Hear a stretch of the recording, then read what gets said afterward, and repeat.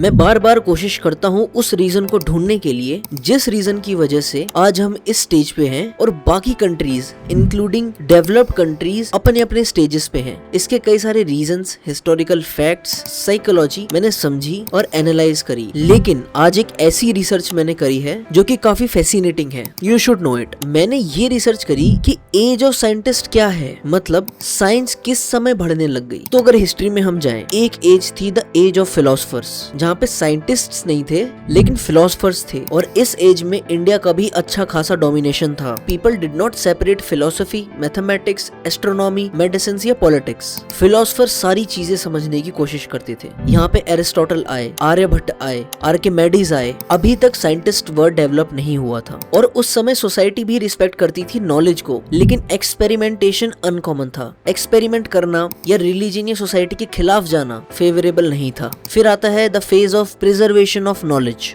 इस समय इंडिया और चाइना थ्राइव करने लग गए थे। This was the age of around 500 to 1200। यहाँ पे इन्वेंशंस होते हैं, पेपर का, गन पाउडर का, कंपास का, प्रिंटिंग का, और स्टडी स्टार्ट हो जाती है एडवांस मेडिसिन की, मैथमेटिक्स की, एस्ट्रोनॉमी की और ऑप्टिक्स की। अब एक्सपेरिमेंटेशन एक्सेप्टेबल होने लगा था।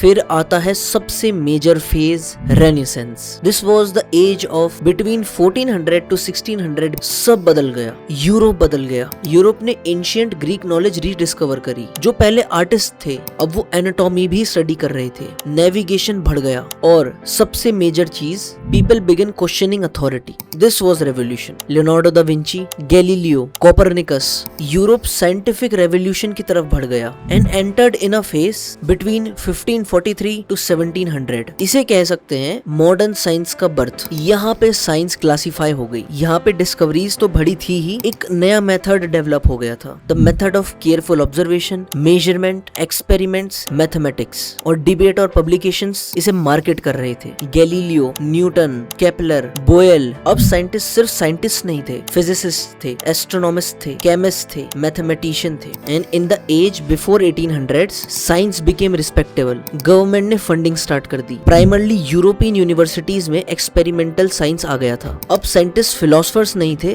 वो प्रोफेशनल्स थे। और इन्हीं चीजों ने इंडस्ट्रियल रेवोल्यूशन को जन्म दिया। और उसके बाद आप जानते ही हैं। तो इससे एक बात समझ में आती है कि when science was differentiated and economics was introduced to science, the world began changing.